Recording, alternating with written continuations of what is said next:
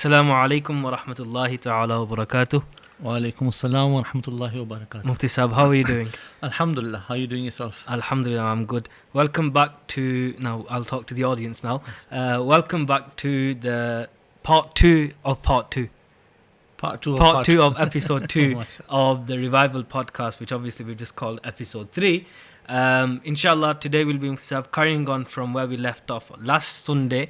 Without any further ado, without going into a tangent again, we've talked about the tangent last week. Getting straight into it, we talked about last week Sarf. I think that's where we left off. Yeah, we were talking about the Dars Nizami syllabus. Well, originally the conversation started from just discussing about modern education.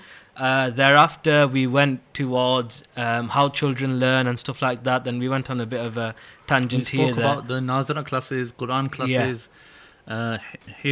Hifz classes as well. Classes also. Yeah, so we went on a bit of a tangent and we explored the whole education system of the madrasa.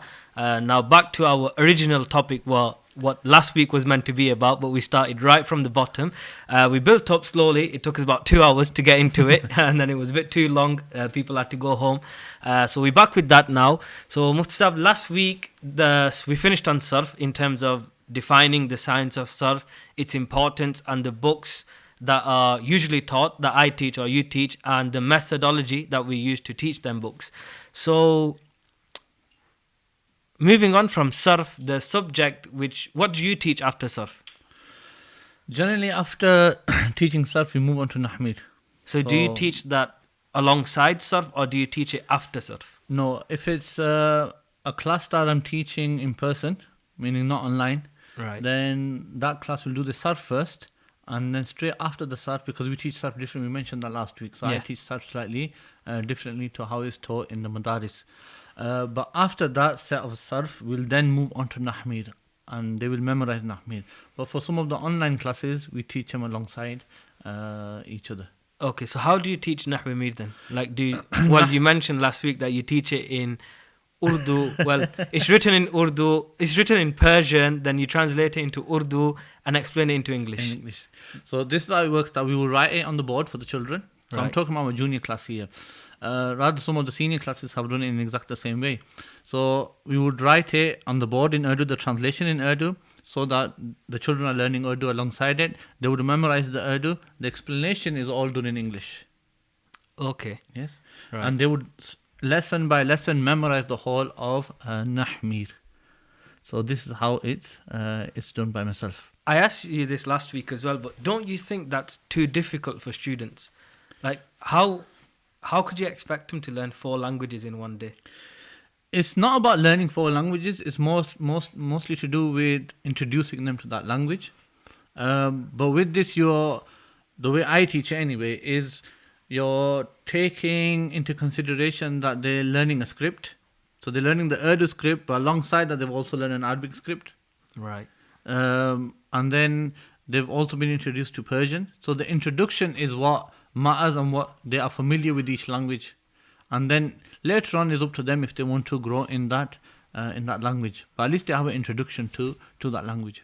Okay, that makes sense. But don't you think, do you have any students that have dropped out thinking it's too much to taking? You always get students that drop out, for various reasons. But because of the Urdu, till this date, I don't think I've had any student. So no one's left out because of the Urdu, yeah. Right. Because it's taught in English. I'm speaking English. But all is just that first year and a half that they're doing Urdu. But after that, it finishes. Right. Once they start Shara, it finishes completely. Then it's just Arabic and English. So you teach the Arabic and you just speak in English, that's it. Yes. Then your Urdu's done. Then your Urdu's done. Yes. They have an introduction and it's up to them to grow in that Urdu. Okay, that makes sense. So a bit about the science of Nahv itself. What is Nahv? What's its importance and why do we spend so many years studying it? Nahv, obviously, is important because it's related to the and grammar you of must Arabic. get asked this question so many times as well. Because whenever you start teaching a class, you start and you tell them that the first sciences we're studying is Sarf and Nahv, and they're like, I've only heard of Quran and Hadith. Where did Sarf and Nahv come from? So generally, people will say that it's mawquf alay. Right. Meaning the understanding of the dependent. Quran and Hadith is dependent and suspended onto these.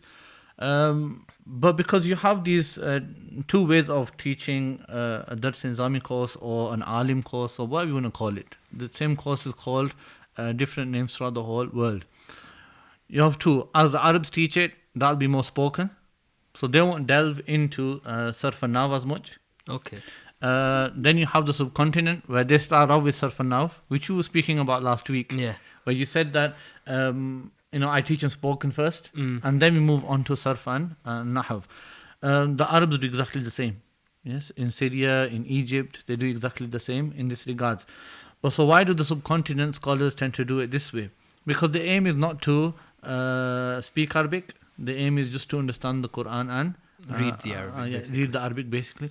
So what happens here is the purpose and the goal changes, doesn't it?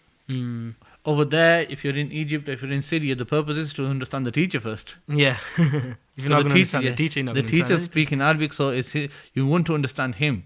Once you begin to understand him, then you'll move on to maybe understanding the details of the Arabic language. But the primary... They have that, like, in Egypt, I remember my brother was telling me that they have, like, if you want to go into Azhar, and even if you want to do a foundation year course, you still have to do, like, a 3-4 month course where they teach you Amia.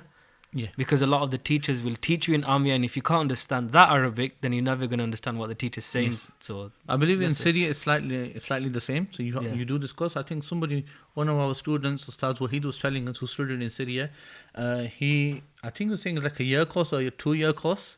Okay. That you have to do before you get into actual courses within those universities. And in them 1-2 year course, all you're doing is picking up the local Arabic. The local Arabic, yes. Or maybe Fard Ain.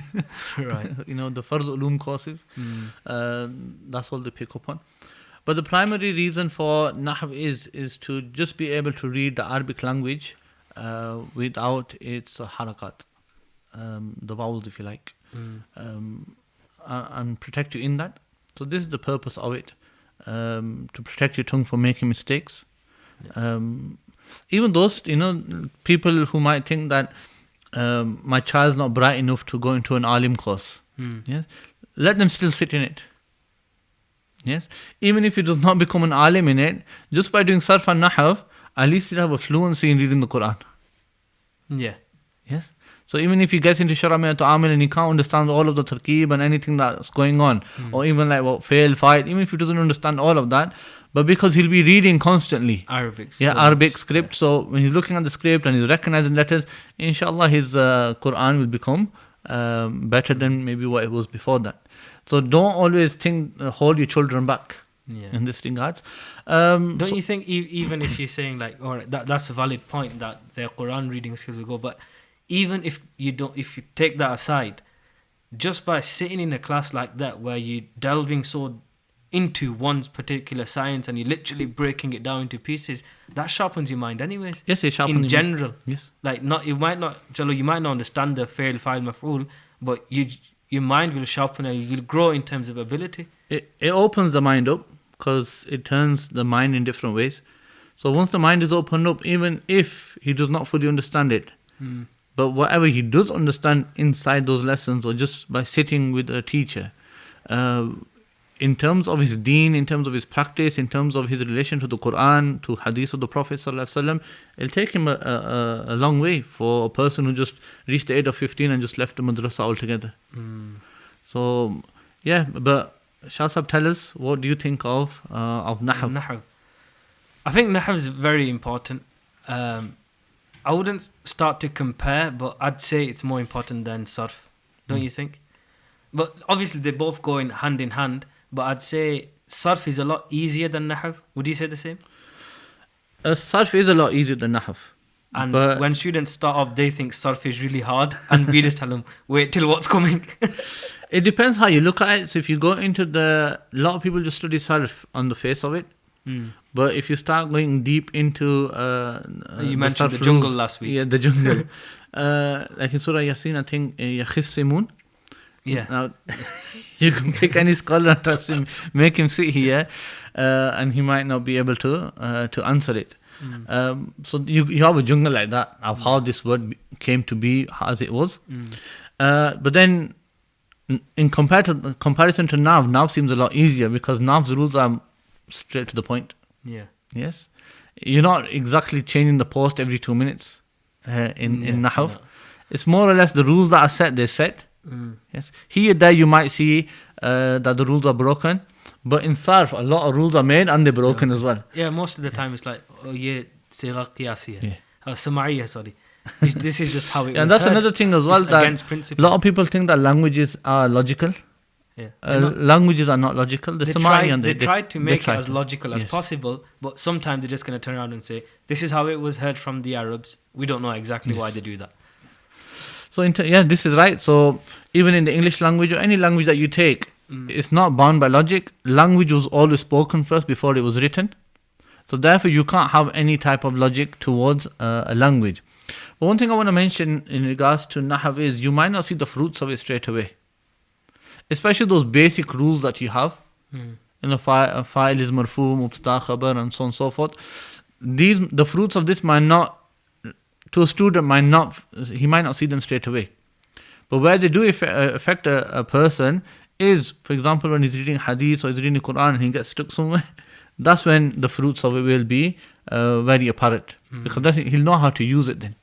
Yes. So basically, it's like you equip yourself with a set of principles, and just the principles alone won't be able to help you. But when you do, as we call it, ijra, when you start doing ijra and you applying them rules, then it becomes I want to say apparent. one thing as well, because I said the kids memorize Nahmir. Yeah. The memory is just for the purpose of brain training. For example, if I teach it, if a child can't memorize it, I won't force him to memorize it. Yeah.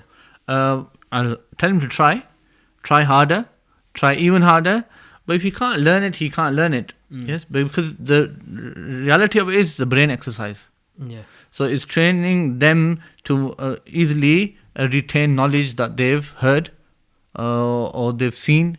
So once they have this brain training, when they get onto maybe bigger books, they can easily retain the knowledge. But it shouldn't be something that's forced. But what's important is the ijra, as you mentioned. That's the most important. Because there's many children out there that may not be able to pick up a piece of paper and start to memorize it. But if you draw it on the board for them, or if you make them practice it, they quickly understand it and they quickly pick up on it. So as long as they're retaining knowledge, that's the main, most important part and the main thing. In terms of that memorization thing, I say to the students that I teach, and I say to anyone as well, that, like, for example, in Nahw Mead, when we studied Nahw Mead, we were made to learn it all word for word by heart. Either we had the option of learning the actual Persian, or either translating Urdu and learn the Urdu. At that time, we didn't understand why we're doing this. Like, it's not a book of hadith that we're just learning the hadith by heart. Why are we learning it? But then, say you learned it, Musab, like, if you tell me, Shah, start reading Nahw, I couldn't read it all to you right now, and I'm not sure if you could as well. Because that's not the purpose of it. The purpose of it is not to remember it for the rest of your life. It's like when you come across the Arabic, it's already in your head because you've memorized it once. The purpose of it isn't just start reading Nahw right from the start till the end, word for word. You've learned the principles, you've got them now in your head. So when you do come over something, now you can okay, this is maf'ul bihi, this is a maf'ul mutlaq, this is hal, this is tamiz, because you've learned it once. This is what we call ijra. Yeah. So once you have that ijra, that practice, these things should become natural to you. So while a person is reading the Arabic, he should be able to quickly understand what is fail, what is fa'il, what is maf'ul bihi, maf'ul mutlaq, all the way to the end. Ijra is the most important thing. If I tell you of our own experiences, Ustaz Mufti Muhammad Fazil Sahib used to only teach us like 3 or 4 lines. Sometimes he used to teach us 3 or 4 lines. I mean, we got to a point where we used to do like maybe half a page. But he used to do it intentionally. He knew that we could memorize more than that. So for him to give us maybe half a page even of Nahmir would take him 5 minutes. Yes? The class used to sometimes be for 3-4 hours. And the only thing we were doing was Nahv. This was when I was part-time. Okay. I was still in school at the time. So what would happen then was that the rest of the lesson was ijra. Taking sigas out of the Quran. And then even maybe doing tarkeeb. So you'd say ijra is the best way to learn. It's the most important. Rather than making a student sit down and just it depends on the size of the class. This is the dilemma of the teacher though. Yeah. It depends on the size of the class. If, for example, at my junior class, I have around about 22 kids. There's no Difficult. way I'm going to be able to do ijra with every single one of them. But there's other ways you give them exercises to do instead. Ideally, I would want them to be sat and go through one by one, but it's not possible. Too time consuming. It's too time consuming. Yeah. But the ijra is the most important thing in Arabic. So a brother has asked a very good question. It's titled Fee for Freebies. So if you want any freebies, then hit him up. What are good books to practice reading Arabic without harakat for beginners? You've probably seen from my Insta Q&As, this question gets asked every 3 weeks or every 2 weeks. Someone asks, I've learnt my sarf, I've learnt my nahv, like they've gone through the principles. Now what do I do? Like if Musa, we know if you stop doing ijra, you're going to forget the principles and you're going to forget how to apply them as well. We have to keep doing that. So what do you recommend? Then I'll say what I recommend in how do you keep that going? How do you keep doing that ijra? It's your attachment to Arabic. So in terms of your sarf, Qur'an's there. Qur'an and Hadith, use that. In terms of your nahv, pick up any Arabic book that you can think of. I won't restrict it. People expect me to say that pick up Ibn Hajar Asqalani's books, or pick up so-and-so scholars' books. No, pick up anything. I would even say pick up your, not local, but your Arabic newspapers. Yes, start reading the subtitles or the breaking news of Al Jazeera. Yeah. Yes, start to read these, and hopefully you'll get used to it, inshallah. Ustaz Sahib used to give us, so when we initially started Nahmir, one of the other teachers said to Ustaz Sahib, teach them Nur Ida on the side of this. So even though you had the main text, I used to read the Hashia also. Okay. So in the beginning, I probably read it all wrong. It's just an experience. You're a child, you don't know. That's what I was going to get to. That what our teachers told us was, just read the Hashia. Yes. Even if you don't understand one thing, because you're familiarizing. Like one day you're going to think, why am I reading it like this, man? Shouldn't it be like this? And now you're going to think, okay. Now you're going to stop and you're going to analyze the sentence. It'll happen itself. Yeah. But if you keep familiarizing yourself with reading it, like you said, pick up anything, any Arabic. Like we've got a phone here, we can easily go on Al Jazeera. You can even use your phone in Arabic. It's a lot easier now, isn't it? You can change your phone into Arabic now. Yeah. So change into Arabic, and when things get hard, then you make ways. So if you can't find somebody's number, then good luck. Good luck. So you'll have to find it. You make ways to find it. So there's lots of things you can do now. But when I was studying with Ustaz Sahib at Al Mustafa Center, it was Alama Anwarul Mustafa Hamdami who said to Ustaz Sahib, don't get me into this jungle. So we were doing sarf, and then we started nahv, and he said, don't get them into this jungle. After that, we just started, when we were studying Nahmid, he started us off with Nur Lida, Ustaz Mufti Muhammad Fazil, Hafizahullah. I started to do tarkeeb of Nur Lida while I was still studying Nahmid. So I got through half of the tarkeeb of Nur Lida before I started Hirameta. But when I got to Hirameta, it just felt like I was back in kindergarten. So, I mean, that's how I just planned out for myself. But obviously, they don't teach it in that order. But yeah, it has its purposes. So wherever you are, whatever you're doing, do not make your classes, if you are a Dars Nizami student or you're thinking of studying, then don't make your classes the be-all and end-all. So what I mean by that is that you only have your attachment within the class. So before you came to the class, you didn't see Arabic. Yeah. You only saw Arabic inside the class. After you left the class, any books that you had or whatever you're studying, you did not have any attachment to them outside of class. So what you need to do for Sadi students, I'm talking about adults here, children will never be able to do this. Yeah. For maybe adults 18 and above, maybe for them they need to be maybe reading a newspaper, Arabic newspaper, something on the phones in Arabic. Try to take out as much English from your life as you can, just to pick up the Arabic. That's a good suggestion. But isn't that more got to do with language, like rather than learning the language, as in picking up new vocabulary, etc. But in terms of actually reading Ibara and reading that correctly, how did you get about doing that? Sometimes I think to myself, how did we actually learn it? And it's difficult. It's hard to think, It's one of those things like if you ask somebody that how do you learn English, You can't, can you? Because we were brought up in an environment. So maybe just because at a young age, we maybe got involved in it, and yourself as well, you probably got involved in it from a young age. So therefore, sometimes it just comes naturally. But having said that, if a person knows the rules, all he needs to do is pick up. If he's studying with the teacher, then that text which he's studying, he should read it over and over and over again before entering into the class. Just so that he knows where each vowel is, where each haraka goes, according to himself. But then when he's starting class, if he's reading that day, the teacher would correct him. All those places that the teacher corrected him, he should mark them or make a mental note of them. We weren't allowed pens in class, so we had to make mental notes. So make a mental note that I made a mistake here and this our Ustad corrected it. So make that mental note.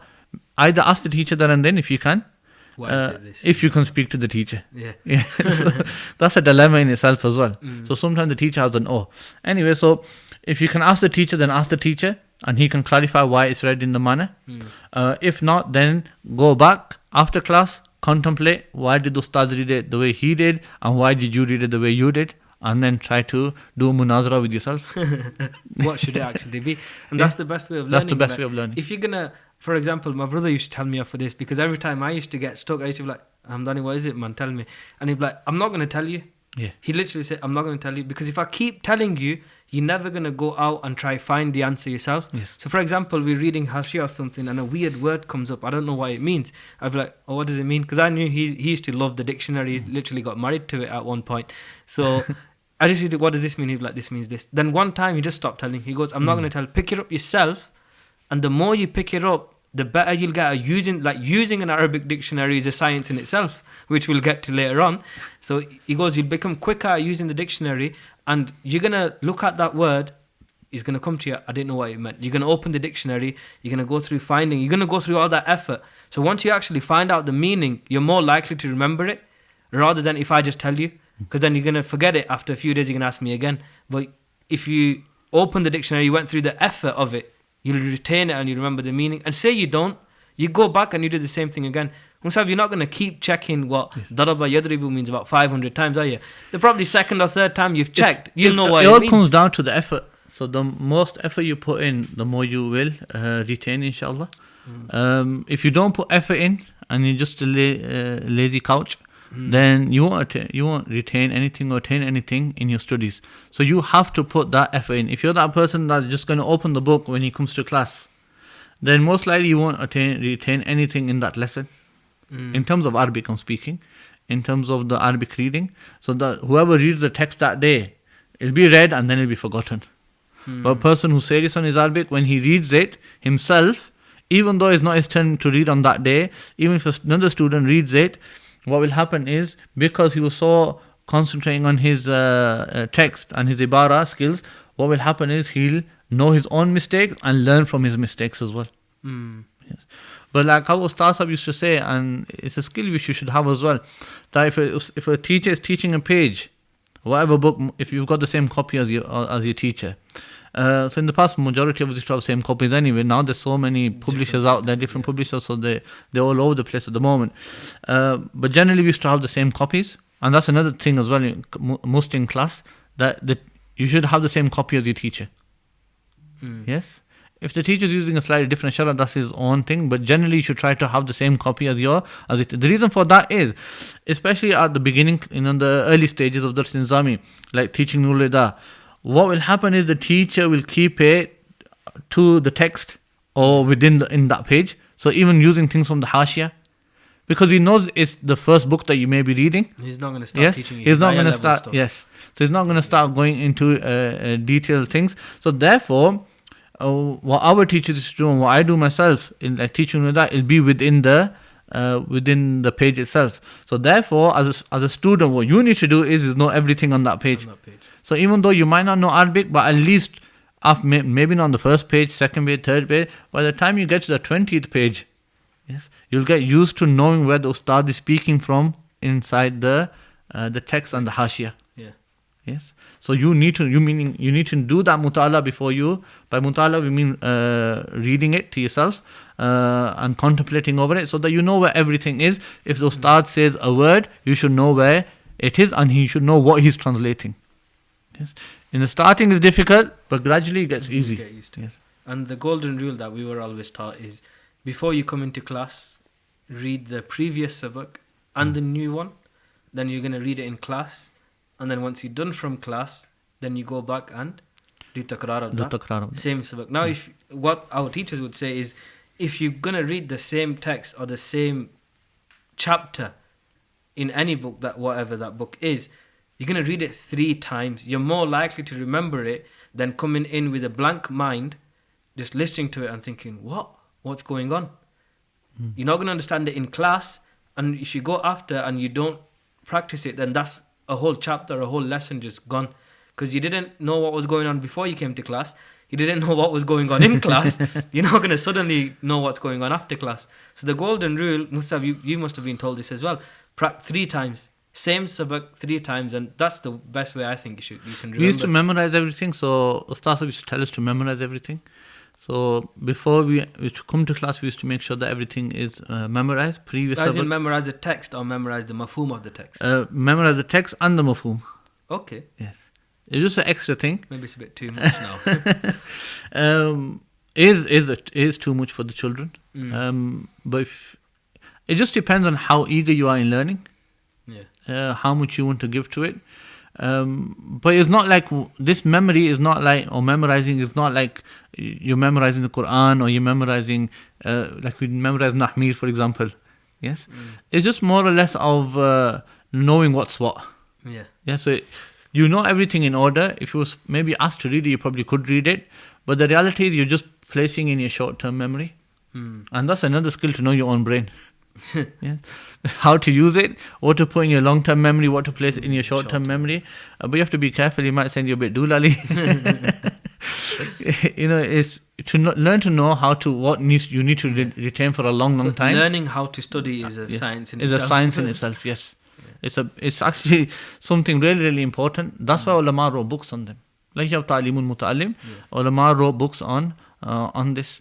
The Sufiya wrote books on just the student himself, how the murid should be first. Yes. What qualities he needs to have in him before he can actually start the lessons of suluk. Definitely. So these are very, very important. Anyway, Shah Sahab, when we do tarkeeb, what is the benefit of tarkeeb? Benefit of tarkeeb? Yes, so we went from Nahmir, then we start Shara mein Amil, don't we? Yeah. So that we break down every single sentence. What's the benefit of this? Same as we've been talking about for the last 10 minutes, ijra.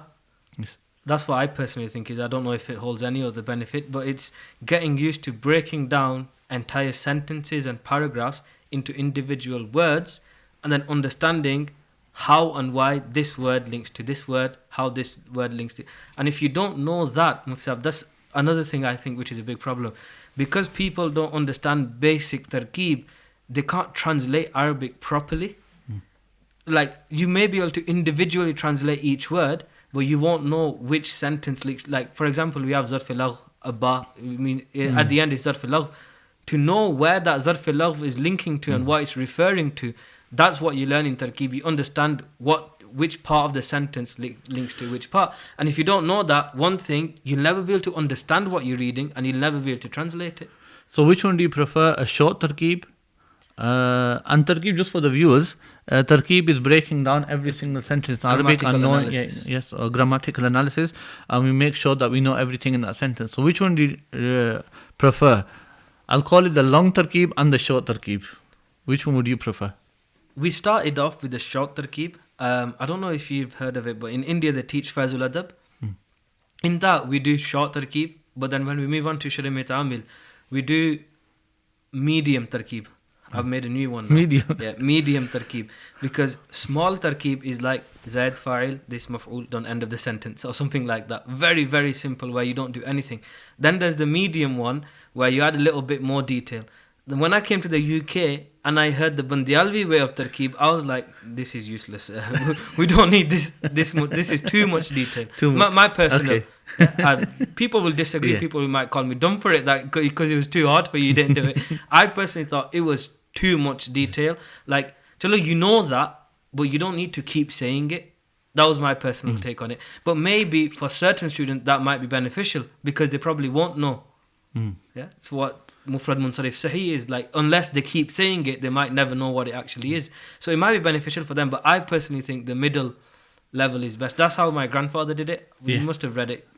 I don't call that the really long one. Yeah. And I don't call it the really short one. It's the medium It's a one. balance. Manzila bain al Sirat manzilatayn. No. It's the Sirat al-Mustaqim. Manzila bain al manzilatayn. Right, get fatwa on me now. Just for the viewers' benefit, Shah Sahib's grandfather was probably one of the greatest grammarians of the subcontinent. And I believe Shah Sahib's organization is named after them. The organization is called Sadrul Ulama Academy. We leave that to the viewers to look up the details of Shah Sahib's grandfather. And inshallah ta'ala, we might do Friends of Allah at some point in regards to them, rahimahumullah ta'ala. The reason I said let them do it, so that they can inshallah next time comment on who your grandfather is, inshallah. Someone did comment. Okay. Shah Sahib, please tell us about your father, grandfather. Grandfather, inshallah. So for myself, that was the first thing we were taught. The longest. So we didn't get like straight deep end. Straight no deep end. No armbands, nothing, just nothing. Deep end. Yes. So, but you have to understand, for an adult, it would be, it would take a lot. So this is why a lot of adults will just get fed up, and you probably will shorten it for them. Maybe like some of the scholars do now, which is fail, file, finished, Khatam. Done. But because I was young myself, and then sometimes you surrender to your teachers, don't you? But because I've been introduced to that seems the norm to me. Yes. So if I tell you the truth, I only did Shara Mein Amil once with my Ustad.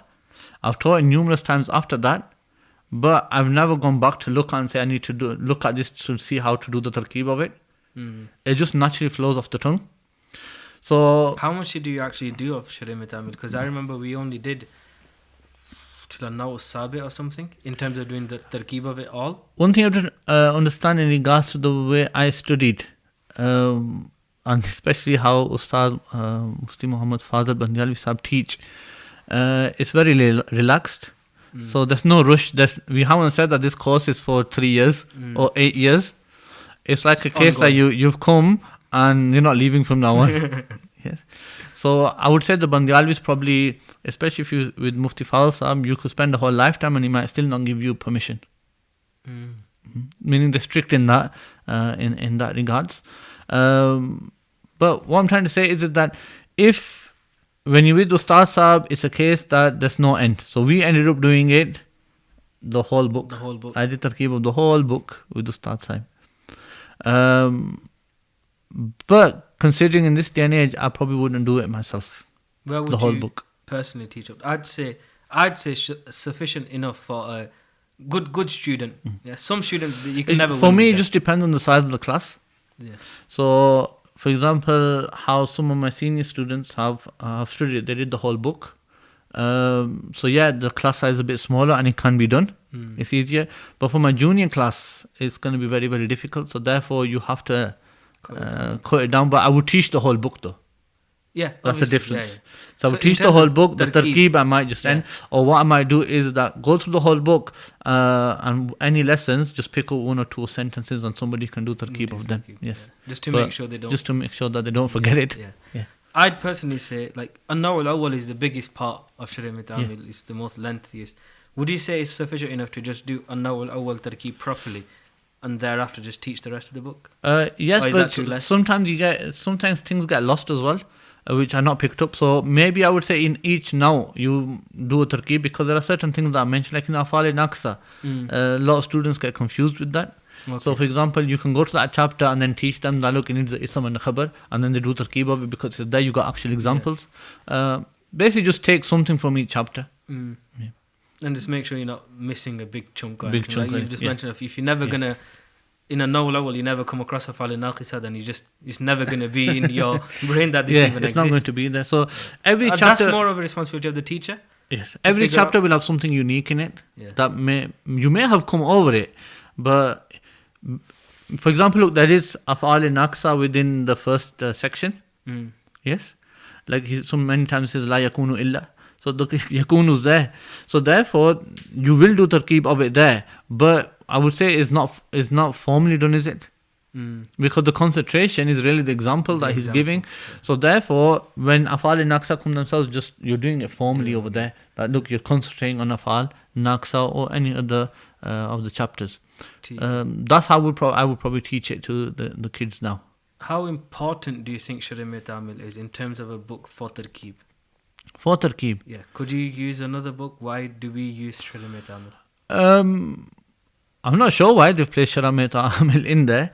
It is an easy book to understand, first of all. So it doesn't need an extensive hashia on it and then a deep explanation. So the text is what it is, basically.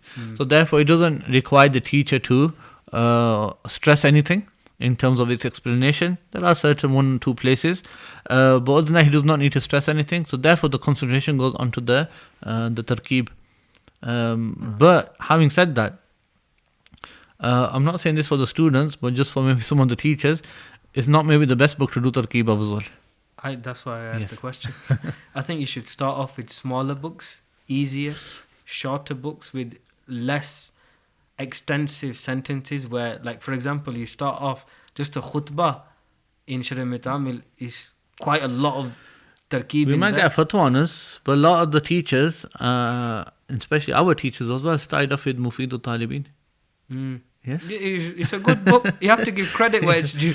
So it's a good book. You know, the small sentences. Yes. And I'll be honest with you, I teach it to the children first. Before they start Hirameta Amil, I teach it to the children. I think everyone teaches it. They just don't. They might not say it out loud, but they all teach it because they know it's a good. Like that. That's why I was saying about Fazul Adab, because he doesn't put any mad tarkeebs in there, like crazy ones. Like when you go into Hirameta Amil, straight from the khutbah, you're straight in the deep end. You might drown. And that's what happens to loads of students. They start Hirameta Amil and they don't understand any tarkeeb. They just start doing ratta. Yes. And at that point, if you're in Hirameta Amil doing ratta, you're doing it wrong. Because it's not meant to be for ratta. You might not understand it. It's meant to understand it. The ijra is supposed to be... to understood. To be understood. Yeah. Not just that you keep repeating. No, it's there to be understood. So that's why I think before Hirameta Amil, I think there's a book, At-Tarkeeb as well, Mufti Akmal Sahab. Yes. That's a good one. It's got short sentences in it. That's why you should start with them short sentences, get used to them first, then go into that. Mufid Talibin's first few pages are awesome. Yeah. Just to do tarkeeb of. So small sentences, easy sentences. Khabar, then he moves on to the Jumla Fi'liya and that's it. Then when you do go into Hirameta Amil, it's not as difficult. Yes. So you can actually do what you were saying before. You start them off with the easy. Maybe give them a medium. If you go into the stories that towards the end of the book, you can give them an idea of what medium tarkeeb is. But then when it starts Hirameta Amil, you can give them straight Farsi. So my kids, I've thrown them in the deep end. Yeah. So I actually did most. We were in lockdown at the time, the first lockdown. So it was over the Zoom, over there using the whiteboard and breaking down verses of the Quran. But then when they came back, because they had done Mufid Talibin with me, I threw them straight into the deep end, into Hirameta Amil, and alhamdulillah, they're doing tarkeeb now. They did noodle down the side of it. Urdu or Farsi? Farsi, Persian. You did it in Farsi as well? I did it in Farsi. I did it in Urdu. Yeah, this is what I'm saying. I was thrown in the deep end, so therefore, because it comes naturally like that to me, and because I've experienced it. It'd be easier it for you to teach it in Persian than to do it in Urdu. Yes, it doesn't mean to say, and this is another dilemma as well for students. Yes, you're always going to get people testing you. You might be 100 years old, and there'll be still somebody to test you. This is something natural, but ulama need to take this out of them, regardless of who the person is. Right? Doesn't matter who it is. You don't need to test that person. Yeah. I won't say where I went, but it was, I think, last year sometime, and I was sat in an office, and after that the test started. Allah. Yes, it just went. Iski tarkeeb kare aap. I was there to give a talk for 20 minutes, and I've gone through a whole test. But this is something that you have to know, because knowledge brings that, and we'll probably talk about this later on when we speak about tasawwuf. Knowledge brings the kabur, so people will always feel that they're on the top. But what they don't understand is that, say the guy he's not that good. He wants to become good and he wants to become better. He's working hard. He's trying to practice his sarf, his nav, his tarkeeb. And you're going to ask him a sigha, which is, even someone who's qualified will find it difficult to understand. Or you ask him a tarkeeb of a really weirdly structured sentence, he's going to struggle. And if he gets that wrong, you might just completely put him down. And he's going to, you know what, I'm not going to bother with this. They will, people always will test you. This is the crux of it. So, and if they find out that you're a student of another teacher, then they will depending on the status of your teacher, that's the harder the question gets. Yes, that's how hard the question. But they'll try to get you to do a match with their students. So they'll try to find your fault. Yeah, competition. So they'll try to find a fault in you to make their students greater than them. If you're a teacher yourself or you're a scholar yourself, never do this. It's ridiculous. Between your students. I was once in Pakistan. Because it's good. It's a good form of takrar to do it, but do it between your own students. Even if it's in a friendly environment, it's good between yourselves. Or even if it's somebody else and you're just doing takrar between yourselves and you're just having a discussion, it's fine. But just to make it into a competition that I'm greater than you, what's the most you're going to prove? Yes, I'm a jahil. It's fine, alhamdulillah. Yes, I think Umar put up a post earlier this week, I think, regarding that the one who does not know the people of his time, he's a jahil. Yes, I want to change it slightly.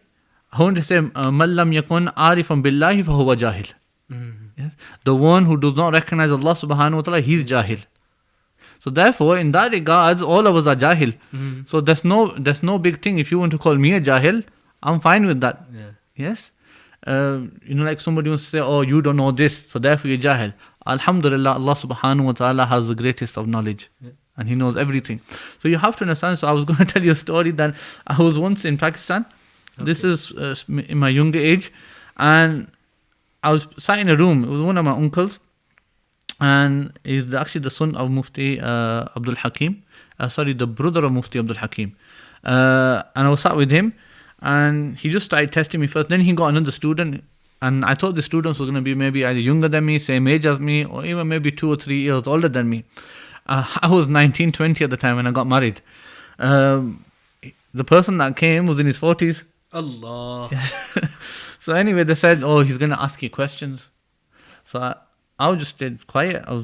They were elderly, so I thought, just go with the flow. So he started asking me questions, first in sarf, and then in nahw. What's ism, what is fail, what's jumla failiyah, what is jumla ismiya, and he carried on and on and on.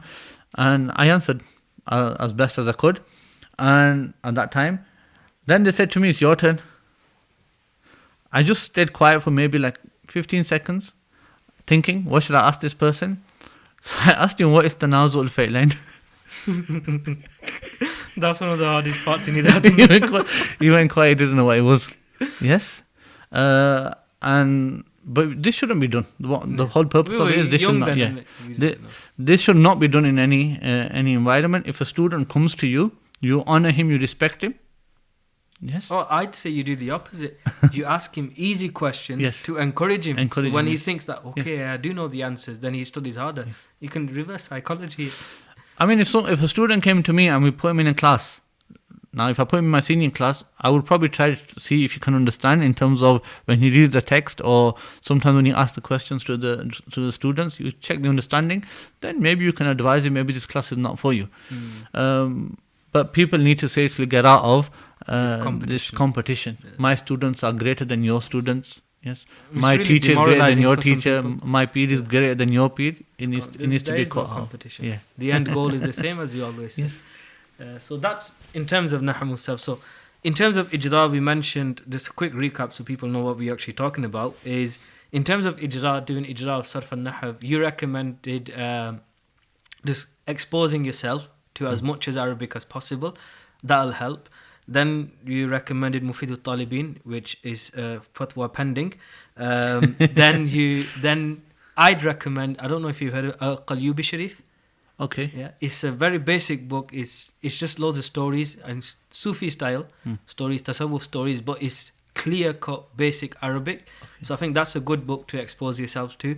Other than that, I'd say books like Fazul Adab, where it's short stories, short sentences, easy to read, and that would help you with your sarf and nahw. Anything else, Mufti, that I'm missing? On that beginning stage, no. No. Yes. Or maybe even the teacher just bringing out random sentences. Yeah. That works well as well, because it What about slightly becomes Quranic informal. sentences? Yeah, Quranic You do sentences, that a even lot. hadith as well. Yeah. So you have to understand there's a formal way of learning and then there's an informal way of learning as well. So sometimes a lot of students get stressed out of formal learning. Mm. You know, something that you're doing day to day. Yeah. A person can get bored sometimes as well, and it can just become repetitive. So sometimes you need to move away from that. We need to jazz things up a bit. Yeah. Make it exciting. Yeah. But you have to. It's the class you're teaching them. Like, for example, I would do that with children. I would actually do that with children. Do a bit of board work with them in an informal manner. Okay. Yeah.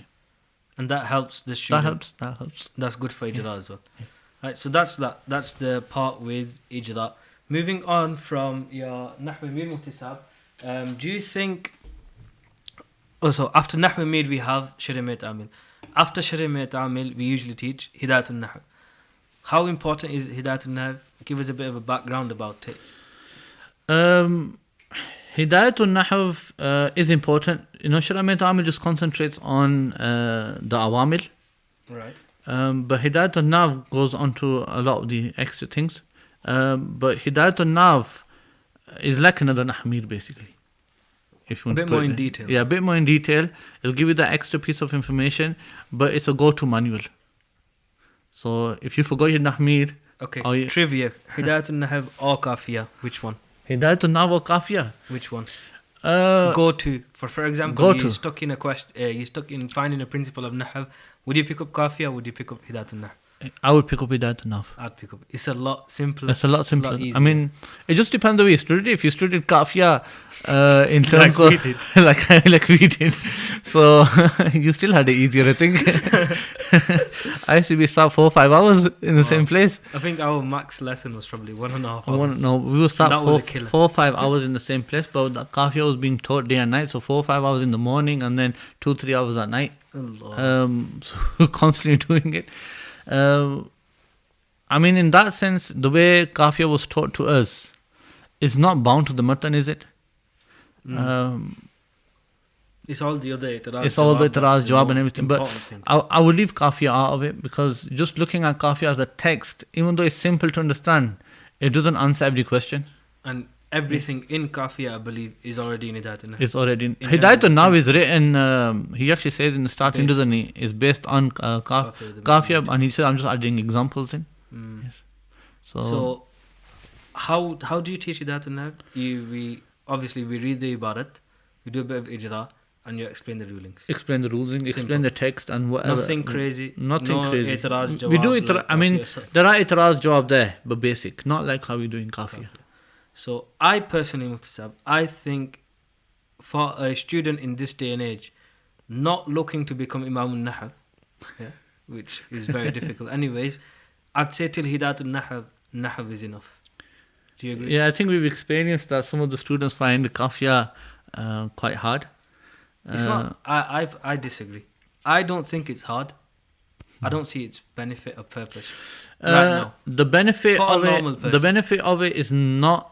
So you know how the Bandialvis teach it. Right. The benefit of teaching Kafir the way we teach it is not for the benefit of Nahv. It's for munazara. It's not for Munazara. It sounds like it's for munazara. इस पर ये इतराज हुआ है, इसका जवाब ये है. That's Rashidia. It's not for that. You know what it is? It's critical reading. Yes. So even if you don't become a teacher, at least you know how to critically analyze a text. Yeah. So you don't just stick to the face of, and this is a dilemma in our day and age where people just stick to the face of a text. Lakir ke faqir. Lakir ke faqir. So and they become literalists then as well in that regard. So the Bandialvi it has two purposes behind the way it's taught. First of all, if you're just going to become a scholar, when you check a text, you can do critical reading in that sense. And if you're a teacher, then for bigger books, though not smaller books, if you're teaching bigger books, then you can learn to actually have a greater scope. Maybe look at what other scholars have said in that same science, and then try to find answers for yourself. And then you can present that to your students, if you like. Do you think, though, that Kafir should be taught to every student, or should it be more of a choice? I think it should be taught. They should have a taste of it, at the least. We don't do the whole thing anyway. I mean, we will teach you up to the tawabi. Yeah. Now, there's discussions on this as well. So when we say up to the tawabi, in some of the, especially, when we talk on isnad, and some of the narrators tend to say, I studied this with the teacher up to this. So what does up to mean? So sometimes when they say we teach you up to tawabi, according to some teachers, it includes tawabi. Oh, it's the hatta wali, innit? So you have to be careful on this. That was just a side note. They should have a taste of it, just to open their minds up of how critical reading is done. Is it not proper boring though? Did you not find it boring? I found it really boring. I'm just a different cup of tea. For me, I go with the flow. So if it's a science, I'll try to give it 100%. Sometimes the lessons were long. I'm probably going to get a lot of hate for this because people think just because my granddad was Imam al-Nahab, I naturally have to love Nahab and he has to be my favorite. It's in your bloodline. You should have been born with Arabic. No, that's from Danish Hassan. He loves his Nahab. I'll leave that to him. You should have brought some new terms. Yeah, la munaqashata fil istilah. No one can say anything. So, it should be taught, I think. I think it should be taught for a taste at the least. Yes. Because some other books that we might teach will be in the same manner as well. Okay. Itraz jawab, especially in the Bandialvi way, there will be itraz jawab. So you just need to open your mind up to that. Even look, the benefit, even if you're just going to not become a mudarris, but you're just going to become a speaker, you still need to do your own research. So there's books like that help you in your research. Yeah. Yes. So like a lot of people will take up Shaykh Hamza Yusuf's video of critical reading. Yeah. All of what he said, just learn Kafir. Study Kafir with the teacher, a Bandialvi teacher, and you've done it. You'll pick up everything he said in the first 2 hours of that teacher teaching you. Okay. Yes. So it's just teaching you how to critically analyze and how to do mutala also. When I say mutala here, not for your classes, your own personal mutala. So if you become an alim already and now you're going everywhere, going to Canada to do speeches, now what happens is that you're going to do your own research. But the dilemma speakers have is they want to always present something new. Yeah. Yes. So the points that they want to read in between the lines. They need to read in between the lines. So therefore, that it helps you there. Okay, so that's Kafir. After that, we have Shara Jami or Mullah Jami, however you like to call that. Important? It's not as important. It's taught in the same way as Kafir. Not as extensive as Kafir. The only reason they might teach that is because of the mantiq he involves in it, but he lengthens the subject. Like Nur al-Anwar does. Yeah. So whether the subject doesn't need to be lengthened or the text does not need to be stretched out, he keeps stretching it to a point. Even at times, it feels like he's actually forgot the point he was making. So it's Mullah Jami Sahib does similar things. He's in certain parts he just stretches it out so much. Yes, that he actually contradicts himself at times as well. So we're not there to concentrate on the contradictions, but the reason why it's taught is because he uses a lot of mantiq terms, logic, just to bring about his argument. I'd say that's the general syllabus for mantiq. For Nahv. Apart from that, we have Abdul Ghaffur and all that, but that's only specific to Bandialvi. It's not generally taught like that. So that's Nahv done. We spoke on Nahv for nearly 1 hour. Yeah. So finishing off on Nahv, the best way to learn Nahv is at least Nahw Mir, Hirameta, Hidayatul Nahv. These 3 are your main books. Learn these and learn the principles from these. The other books like Kafir and stuff, you do your own. Kafir have a different purpose. Kafir, the way, if you're going to do it the Bandialvi way, is not there to teach you Nahv. It's not there. The purpose of it is not to teach you Nahv. Even though it's a book of Nahv, the way it's taught is not there to teach you Nahv. It's actually just opening your mind up to do critical reading and analysis. Right. Learn your principles from the first 3 books, so Nahw Mir, Hirameta, and Hidayatul Nahv. Best way to do Ijra, again, same thing. Keep on practicing your Arabic, expose yourself to as much as Arabic as you can. That way, you'll be able to apply the principles that you've memorized from your Sarf and Nahw. Right, that's that. Moving on, we have Mantiq. We talked about Mantiq briefly last time. So Mantiq, first book, Mutsab, I think you probably did it the same way. Sughra? Majmu'a Mantiq. So Sughra, and Awsat, Awsat and Kubra. Kubra. Thereafter, Mirqat. Yeah. No, sorry, Isa Ghuji. We jump straight to Qala Aqul. Okay, you didn't do Isa Ghuji separately. So, meaning we didn't do it separately. Yeah. No. We did it separately. So we did Isa Ghuji first. Then we did Qala Aqul, which is a Shara of Isa Ghuji, just for the viewers. Thereafter, Mirqat. Then Shara Tahzeeb. Then Qutbi and Mir Qutbi. Need to tell Hafiz Saeed Sahib that we still got the last lesson of Qala Aqul left. He hid the Ustad Sahib's books because he didn't want to read the lesson that day. Just a point for Hafiz Saeed Sahib. Lesson pending. Lesson pending. So in terms of mantiq, it's been 7 years. 7 years. I don't think that's going to happen then. So in terms of mantiq, Mufti Sahib, again we did talk about why we study mantiq, etc. We did that little portion last week. But in terms of the books, again, we're not going to go through exactly what's in each book, but where do you think is enough for a student to study in terms of mantiq? I personally, in terms of mantiq, I'd say Shara Tahzeeb. If it was up to me, in terms of mantiq, just because a lot of students will apply it, I would only teach Mirqat. Not even Shara Tahzeeb. Shara Tahzeeb is good. They should put a fatwa on everybody for studying that book. Yes, this up. Yes, this up. So, what I mean is Mirqat gives you that basic. So, Mirqat is like a Nahmir in Nahv. Mirqat in Mantiq is like Nahmir in Nahv. So, sometimes, the Sughra, Kubra, they can get a bit confusing for students. I know he's going through terms. But because he's tried to condense it so much, it gets confusing. Qala Aqul is a Shara, so I don't teach Qala Aqul first. I'll teach Mirqat first and then move to Qala Aqul. Okay. Do it the other way around. Because it's a Shara. He will open a up lot of other things. Other things. So therefore teach Mirqat first. That serves as your primer. Because it has everything in it. Everything that needs to be known in Mantiq is done. Then after that, if the students can handle the rest of the books, then Shara Tahzeeb you can do. Qutbi, Mir Qutbi. Keep going after that. Stop at Shara Tahzeeb. I'd say that's enough, and you'd say stop at Mirqat and then Qala Aqul after that. Like in terms of what's sufficient to know. Then you have your own taste. The thing in the Bandiali thing is they tend to teach all the books anyway. So they love Mantiq. So they'll teach from the start of the book to the end of the book. But you have to understand there are certain books that have just a speciality in them. So in Shara Tahzeeb, few things in the beginning of it that Yazdi Sahib speaks on, and then it's the shurut of the ashkal. Then you just concentrate on the shakle rabi, which confuses you. Anyways, shakle rabi, the amount of conditions it has, and then they just carry on and on and on. But there are benefits to every book anyway.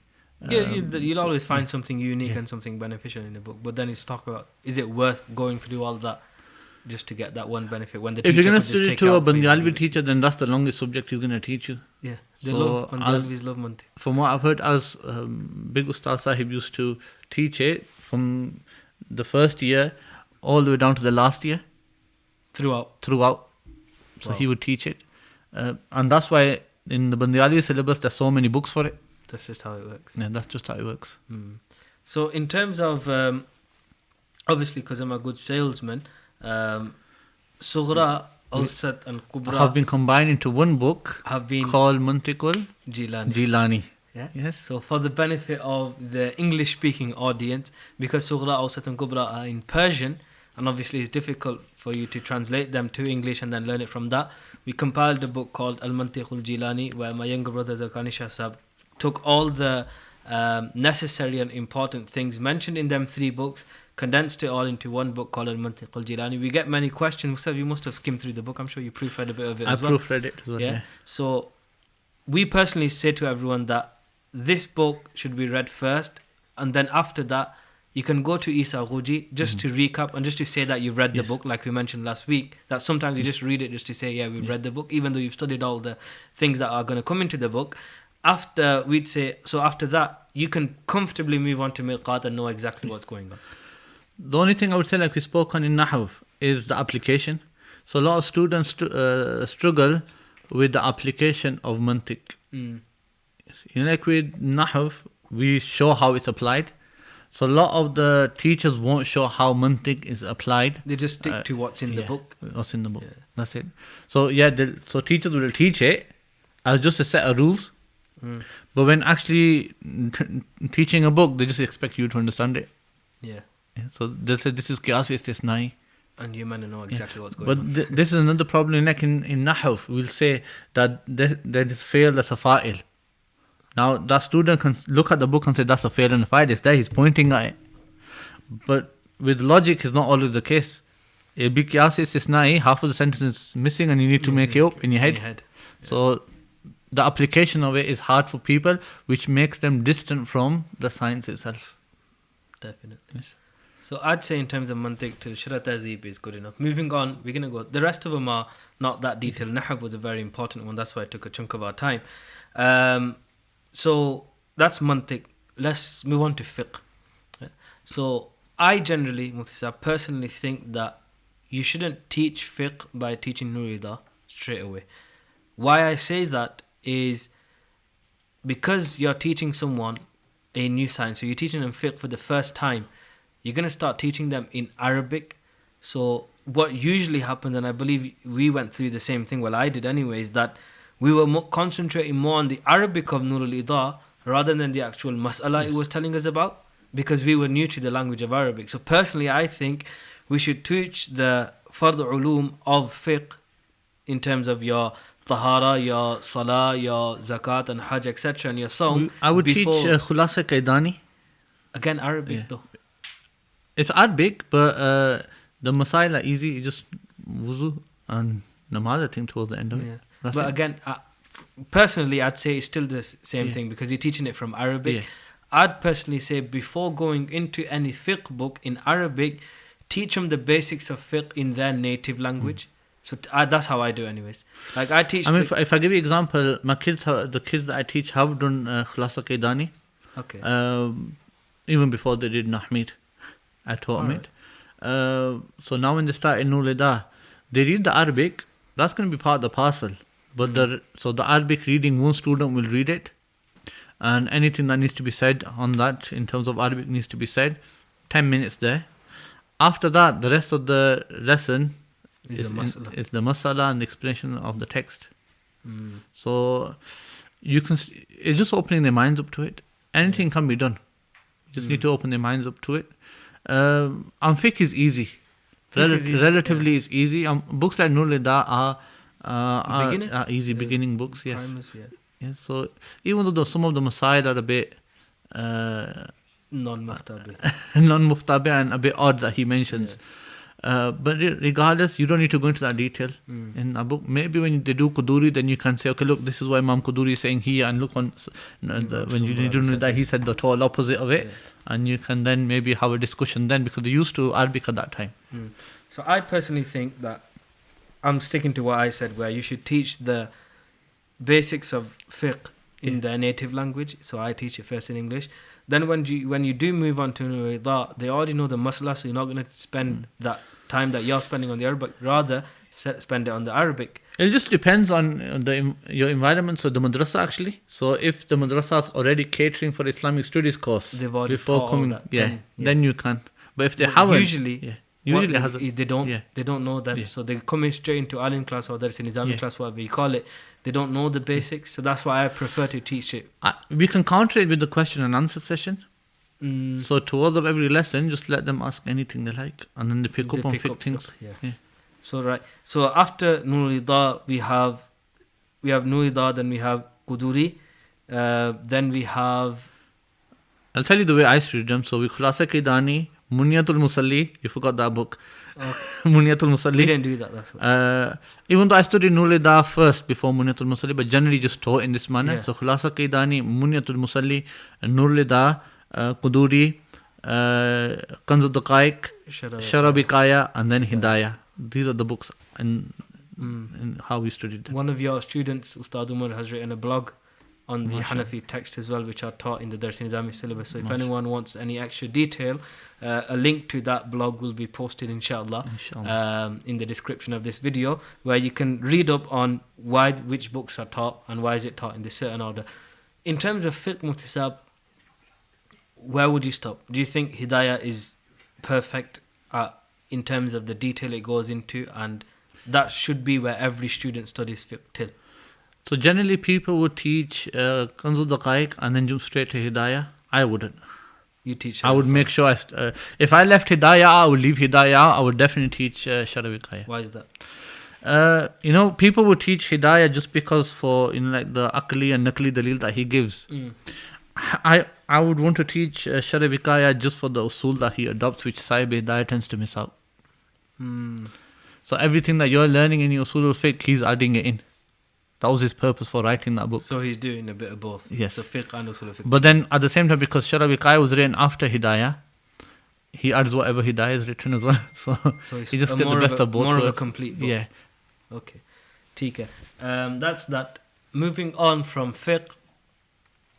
In terms of fiqh, I always tell my students anyways that you're not going to remember a masla at all times. For example, I remember my teachers who were muftis, but when Ramadan was coming up, they'd go over all the masail of fasting, just so that if someone does come and ask them, then they know because they've recently read it.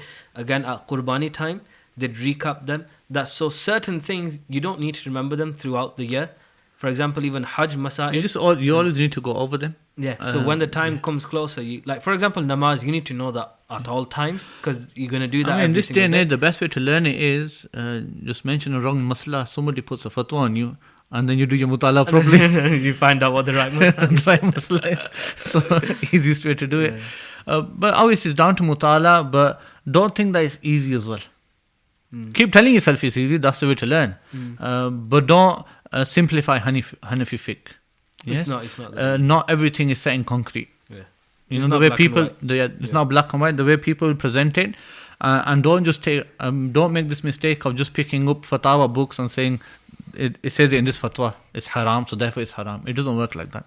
Yes, your usul in terms of fiqh is the most important thing. The masail that are there mentioned in books, they're fine. You learn them, but we keep mentioning that the masla changes. It changes, definitely changes. It changes in many ways. Yes. So what's more important is your usul. So moving on now is to usul al-fiqh.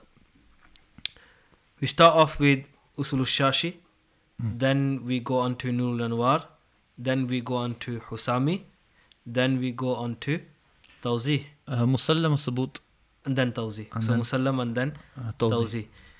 In terms of musab, this question gets asked a lot, and the brothers just asked it as well. And I personally think that the argument is correct.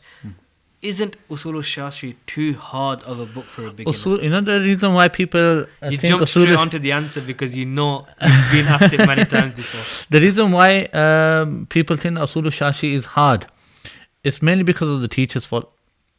Okay. Yeah, the teacher needs to explain something very clearly to the student.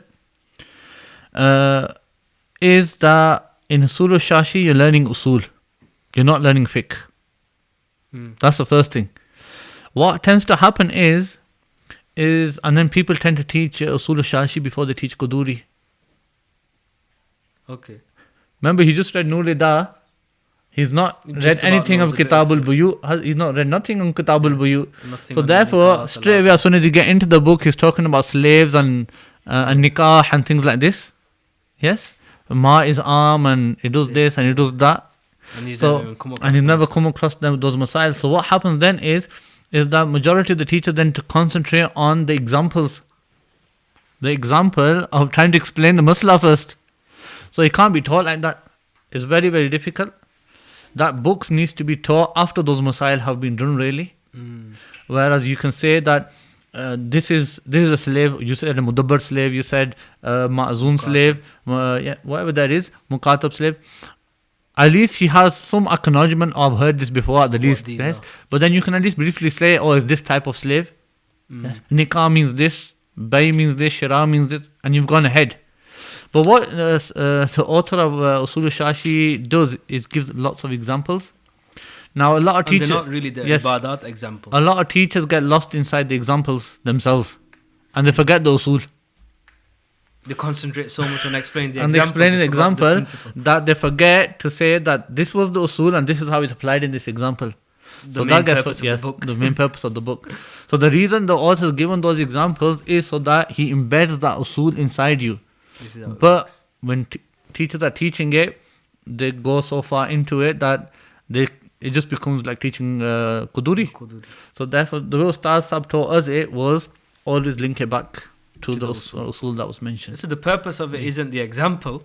The purpose of it is knowing how the usul is applied into the example. Not the other way around. How the example fits into the usul. Yes. Yeah, so usul So this is where you have to ban the student from asking more questions on the example. On the masla. So you might say, Ustad might say that this nikah is not permissible. And then the student can't say, but what about this scenario and what about that scenario? This is not fiqh. Yeah. This is usul fiqh. What you need to do is look at usul.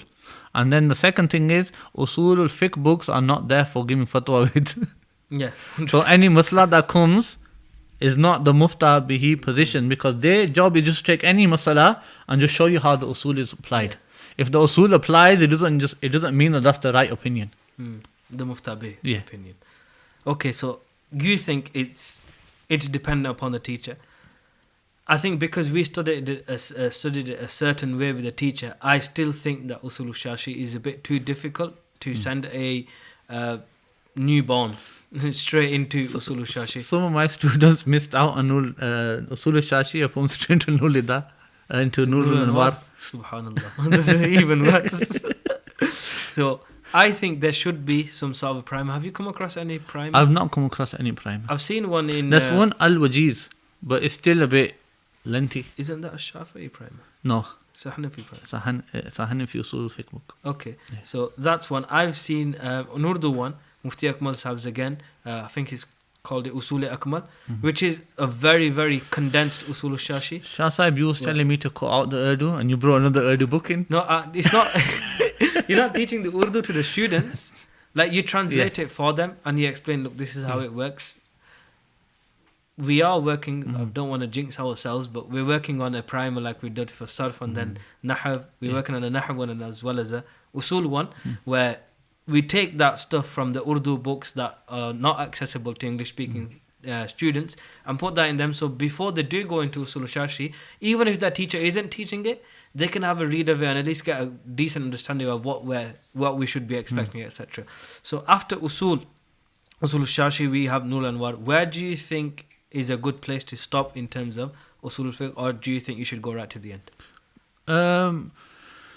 Go right to the end so that they have a taste of, especially the Tawzi and Talvi. That's in terms of taste. In terms of what is sufficient, I'd say sufficient. I would Husami say Qiyas, if you do up to Husami, that's and especially the Husami keeps the first three short anyway. Kitabullah, Sunnah of the Prophet ﷺ, and then Ijma. He keeps them very brief. He puts all of his effort into Qiyas. into So Qiyas. you should definitely study So you should definitely study that part of it. As for Musallam wa Sabut, I can only give you my own experience. You'll be begging the question what science I'm studying. Every time you sit in a class, you'll be saying to yourself, am I studying Usul al-Fiqh or am I studying Aqidah, Ilmul Kalam? Just because maybe the way it's taught and some of the things that he talks about. Okay. Yes. So that's Usul al-Fiqh. What science do you go on to next? What's that? And I'll tell you one thing about Musallam Sabut. So the Husn Kubo Bas is done there, isn't it? Yeah. So one of the things that a lot of teachers do, for some reason they think that Husn and Kubo, the root of it is Ilmul Kalam. Yes? Yeah, it's the other way around. People of Ilmul Kalam need to discuss this issue for whatever reason they had it for. But they borrowed it. From fiqh. Yes? So you have to understand a difference between the two. I know this is not a question and answer session, but I'm just trying to explain some of the ideas in the books as well. So even though in fiqh, when we speak on Husn Kubo, and we say that this has Husn and this has Kubo and this is Hasan and this is Kabih. Now, this is bound to ahkam. Right. Yes? But the people of Ilm Kalam borrowed this argument. Yeah. Because they didn't have a principle for it. So they just borrowed it. Yes, because it didn't fit with anything logic or anything, did it? So therefore they borrowed it, this argument, and therefore that's why you get this whole confusion, kind of which then some people then took it, even though the whole discussion is about ahkam, people took it towards the attributes of Allah subhanahu wa ta'ala. Yeah, so it's something for you to look up into the Ashari mazhab. People who say the Ashari, have a look into that, what they're talking about, what they're actually calling, where did they borrow it from? They borrowed it from usul al-fiqh, and that was bound to ahkam, that was not to do with the zat of Allah subhanahu wa ta'ala or the attributes of Allah subhanahu wa ta'ala. So that's anyway. A side note for the learned individuals, not for the general layman public. So moving on from that was a good insight into Musallam al-Subut.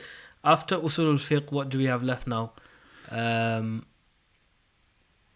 We've done sarf, we've done nahw, usul al-fiqh, fiqh itself, then hadith, usul al-hadith, sorry. Usul al-hadith. So usul al-hadith, we start off straight in the deep end. That's it. You have Ibn Hajar's book and Nukhba. Nukhba, and that's it. Yeah. Did you ever study Taysir? No. Taysir Mustalah Hadith. What about other books like Baiquniya and stuff like that? Baiquniya, I didn't do it per se with in the Bandialvi syllabus, but I've done it with the teachers. Do you think Nukhba is sufficient? Nukhba is sufficient as long as you're reading Mullah Ali Qari with it on the side. But you know Mullah Ali Qari, you just have to be a bit careful with him. That's okay for, and I'm going to make a difference here now for you. Reading Nukhba is fine in itself. Yes, but don't take it to be the Hanafi principle of checking hadith. Okay. Yes, that's not our standard. Our standard is mentioned in Usul al-Fiqh. So don't just go there and say this is a hadith and I can derive with it from using Hanafi principles. No, you have to check the hadith according to how Hanafis check hadith. Yes. So yeah, it's fine. You can do. There's quite a few poems you can do as well. So if I was to teach, even though we were thrown in the deep end on this, I would start with a few poems first. I'd definitely teach Baiquniya at the very least.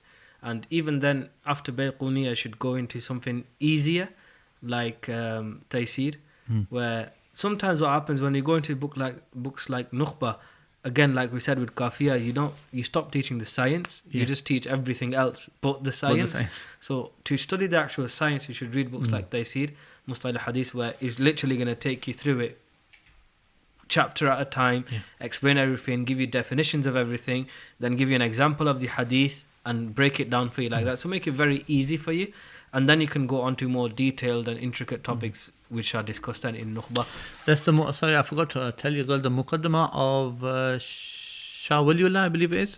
Yeah. Which comes I've only seen in the beginning of Mishkat. Mishkat. So that is true as well.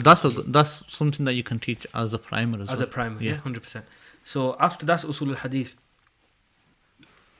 After that we go on to Hadith. And Tafsir, that's the only two left. In terms of Hadith, Mr. which books did you do? Hadith, we did Mishkat, and then straight to Bukhari Sharif. But I did Bukhari Sharif Sabkan.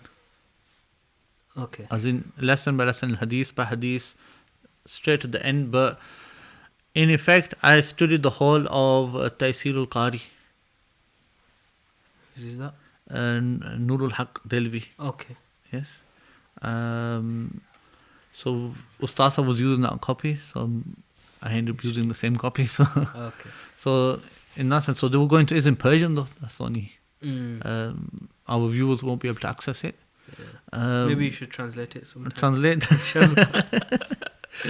That's how I picked up on Persian. If I tell you the truth, I didn't study Persian from the beginning with Ustad Sahib. Mufti Fazl Sahib started us up with Arabic. Okay. I studied Persian after I studied Hidayah. After Hidayah? So you're nearly done. And Ustad Sahib said to me that you've come this far, now you've gone back to the beginning. Like in India, we studied that Persian. Before we even started Arabic, we studied Persian. That was it was just a way from... Ustad, I think, wanted to teach us it, but because we were in a certain place, just didn't get the chance. Allama Anwar al-Mustafa Hamdani Sahib didn't want us to study it for some reason. But I studied it after I studied Hidayah with Ustad Sahib. Okay. And then, but as these books, Ustad Sahib has a habit of, if they're teaching Arabic, they'll always keep a commentary in Persian. And they'll carry that along with them. When I did Mishkah Sharif with Ustaz Sahib, by the grace of Allah, I studied Ashiyatul Lamat with them.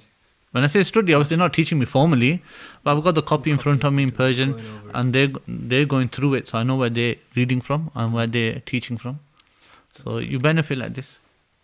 That's hadith, and in terms of tafsir, we do Jalalain and Baydawi. Yeah.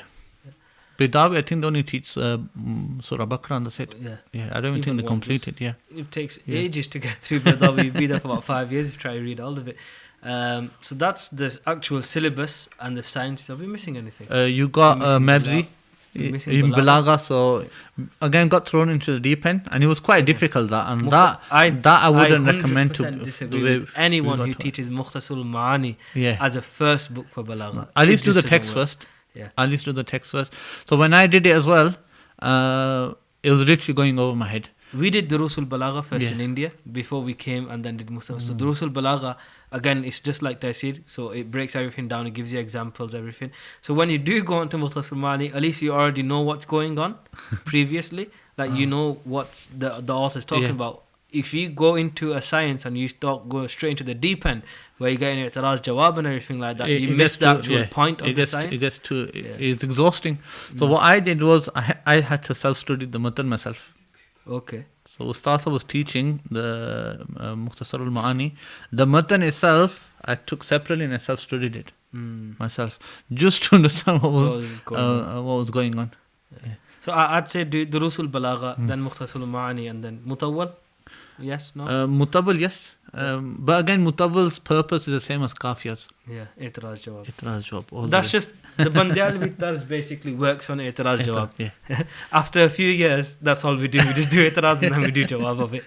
And I think sometimes there's a benefit to that, like you mentioned, where you start reading critically. It's just training you to be a teacher. And sometimes there's a very, very big con to that, where you just become argumentative as well. Yeah, you just want to fight with everyone and do an i'tiraz on everything, even though there's no i'tiraz there. It's just because you've been programmed like that for so long. You spent 4 years of your life just hearing i'tiraz, iska jawab. Analyze everything. So even if the other person is speaking sense, you make it look like that didn't speak sense. So it's just the way. It's a pros and cons to it, so that's in terms of balagha. Then what else did we miss? Falsafa. Mabzi. No Shara Hidayah. No, not Shara Hidayah. Hidayatul Hikmah. Sorry, Yes. No, straight deep end. Mabzi. It's kind of funny. It takes you back to school. How it rains on Tusi's site. Tusi had a eagle vision. Okay. Yeah, so he talks about Tusi going up to the mountains and he figuring out how it rains and evaporation. And you've not done that. He never did that. I don't want to do that as well. Yeah, so these books were there, but one thing that comes good out of these books is that scholars of the past weren't as scholars of today. Like, people will say to you that if you study a certain science, you have to follow Islam. Yeah. Yes, we had one guy from Pakistan who said that if you study English, you're not Muslim. What? Yes. I guess no one's Muslim in the UK then. That's another fatwa. That was another fatwa where he said that whoever's gone to the UK from Pakistani scholars, they've left Islam, basically. Allah. So he had some odd positions. But regardless, what it tells us is that the timely sciences are also important. Yeah, you can't let go of them. You should bring a bit of science into your lessons. Nothing wrong with it. It's good to broaden the person's mindset as well.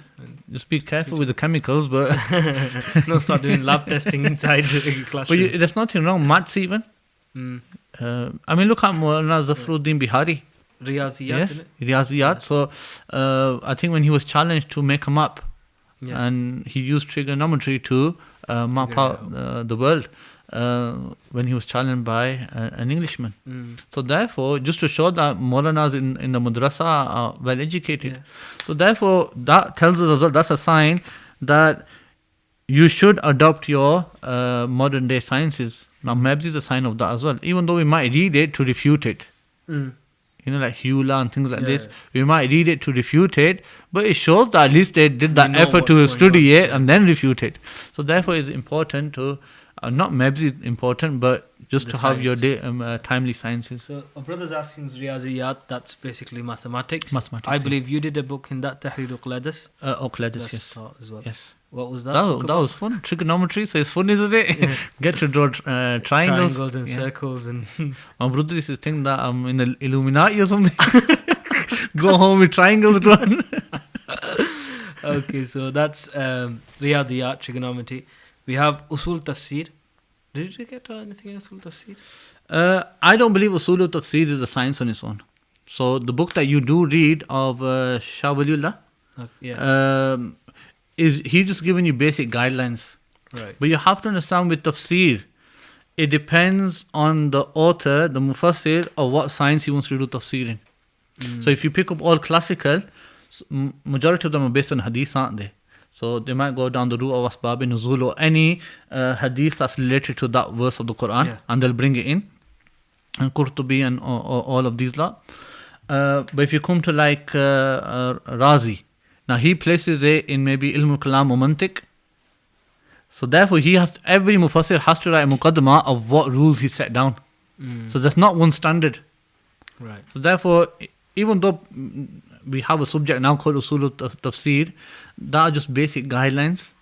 I say more of a proper subject is ulum al-Quran. Yes. That doesn't get taught. That does not get taught. It should, do you think? I mean, the book that only comes to mind is Suyuti's, I believe. Yes. It's too long to teach. That's true. Just for a bit of a taster? I taught it for a bit of a taster. Yeah. I taught it to Maulana Suhail. But it gets too long. It gets too long. Okay, so finally, ending Sabunis is good like that. Rawai ul Bayan, I think it's called. Okay. That's also good. For Ulum al-Quran, just a general but introduction. he picks up on fiqh stuff as well in between. So it's good. Okay, so the last one we have left is Aqidah.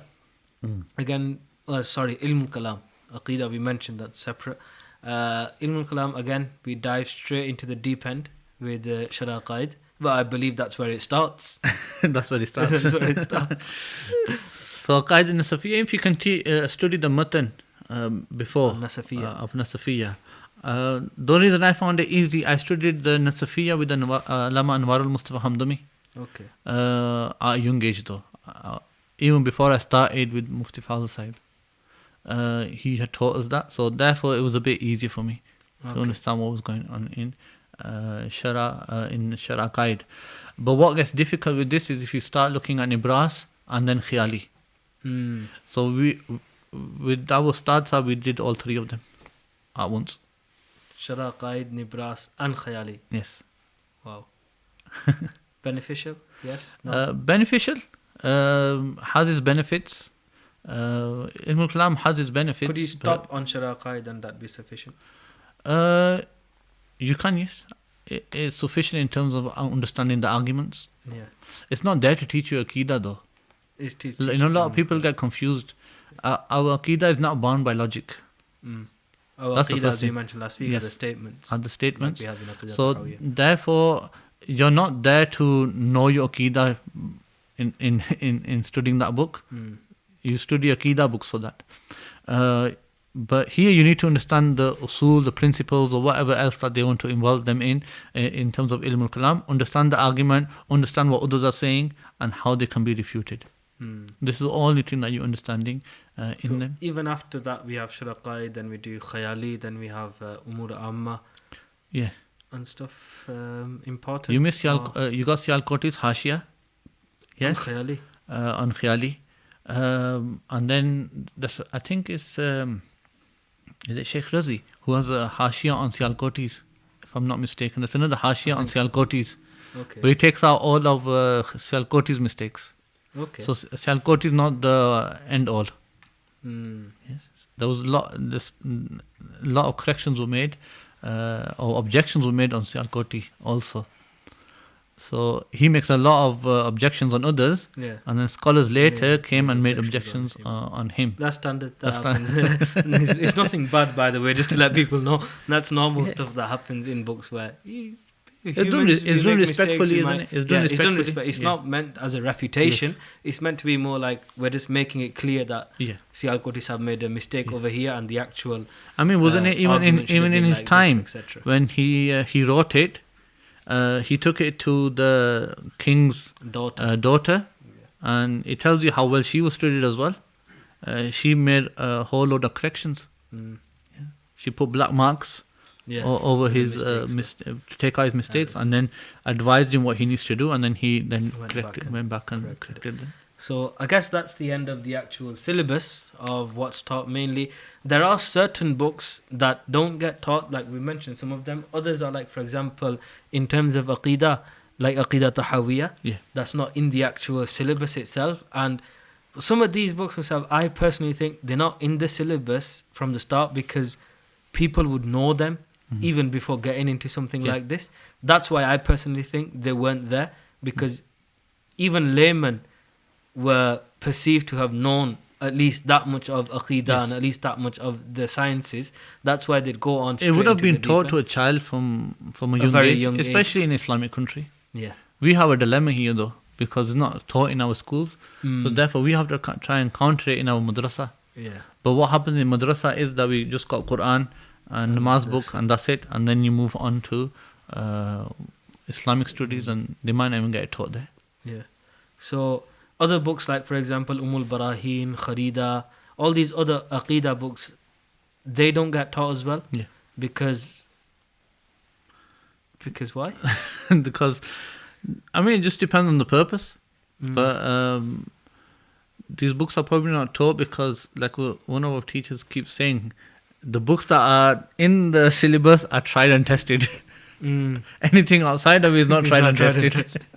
Yeah, that's a valid point, that because these books have been taught throughout the ages. Yes. So tried and tested by every scholar, and it's not like everybody said that, no, we're not going to teach this book, take it out. So they liked it, they taught it, that's why it's tried and tested. And you see, I mean, you see that statement, you actually realize it because if you start teaching on the texts, because sometimes I teach various other texts as well, just privately to certain students. But then you realize as well that I've opened this book up, but then I found odd things in it. So I'm teaching and now I have to answer them. You have to do an objection, itiraz, and then give the jawab that, the author might have got confused here. So to put a book like that in the syllabus for a student, it's not exactly a good thing, because you're just going to confuse him more. So that's why. So in terms of the syllabus, I think we've done a very extensive look into the syllabus, and we did that not because we were trying to make our own syllabus. We weren't trying to make our own syllabus, but rather we were going through what is taught. So students who do start the Dars Nizami, or they do read a brochure or whatever, their prospectus, and they look at, okay, these are the books that are going to be taught. They know what to expect. So they know what's coming at them, and they should be prepared for that. That was the purpose of that. Now, in terms of the actual studying, we have about half an hour left, so we'll quickly go through this. In terms of the actual studying aspect, how do you find the right teachers to study with? Like, for example, if I want to study, what should I go about doing first? I'm going to leave that question to you, Shah Sahib, because I've only studied in Bradford, and you've travelled the world. So Shah Sahib has studied in the UK, studied in India, that's it, and then came back to the UK, and studied again. Yeah. Yes, and now Shah Sahib is going to go to a different country altogether. Inshallah. We'll let Shah Sahib announce that when he feels it's right. So, what do you think in regards to this, that when you started off in Bolton, wasn't it? Yeah. So, you're in Bolton. I'm not sure what age you were in Bolton. So, you decided to turn towards the deen and learn something of the deen. So, let's ask you the question that, how did you study at a young age in Bolton? Saying this on camera, we didn't study in Bolton. Okay. I was just like, we were still young, we were kids, 13, 14-year-olds. like any normal other sane 13, 14-year-old, you go to mosque, you mess about, you come home, you go in the next day, you mess about, you come home. Like, we didn't actively study. Okay. But obviously, it's not like we stood there, we sat in class with our fingers in our ears, like, no, I'm not here to study, I'm just going to mess about. I think you're going to Obviously, say they made you murga every day. No, we weren't that extreme. Okay. But yeah, we went to the Masjid Islam. We went through the education system with Qaida and then Quran Sharif, etc., etc. And then we had an alim class with my uncle Mufti Wajid Iqbal Sahib. He would teach the alim class. So at the age of, I believe, 13 or 14, we went into that class, maybe a bit younger, 12. I think we were in year 8 or something, or year 7, year 8. We went to that class, and then we started obviously with the Urdu, the Qanun Shariat, etc., and just basically getting a grip of what's going to come. We started there. I believe we got through Nurul Ida, we got through Quduri, everything. But because we didn't pay attention, again, this is something I'd like to say to the students. We did the books, we couldn't read Arabic. I literally couldn't read any Arabic, didn't know what's going on, but we'd still proudly go out and say, what books are you studying? Alhamdulillah, we're on Quduri Sharif. Even though if someone opened Quduri Sharif, we wouldn't be able to read it because we just used to go and listen to the teacher. And I'd say it was personally our fault. The teacher used to teach passionately, he used to tell us everything, but because we weren't as bothered or as concerned, we never took it in. Like, we never even, like, it was this bad, we didn't even used to take our books home. It happens. I mean, I studied with Alama Abdul Muhit, I think the name was, or Mueed, I think. Okay. He didn't stay with us long. He actually still comes to Bradford sometimes, but I think he spends more time down south. He used to teach for Dawat Islami at some point as well in Bradford. I memorized the whole of Imdadul Sarf and Imdadul Nav, but had no idea what they were speaking about because I was too young at the time. So yeah, you do sometimes go through a flow where you're just being pushed. You know, that you need to do this, you need to do this, you need to do this, but your whole heart is not sometimes in it. 100% with Dars Nizami, your whole heart, your mind, everything needs to be in it. Then you're going to get somewhere. Otherwise, you're just going to flow through the books, and at the end, you won't know what's going on. So that's the situation, what it was like in Bolton. And then, because my elder brother had already gone to India to study, obviously I left school and I went there with him. We studied in India. So this is Hamdani Shah Sahib, yeah. He went a year before I went. We went to Jaunpur in India. We stayed at my other uncle's house, who's the Mufti of Jaunpur, the Qazi of Jaunpur, Mufti Muhyiddin Ahmad Hisham. That's how you should have been born a Mufti. You should have surrounded by Muftis, inshallah, one day.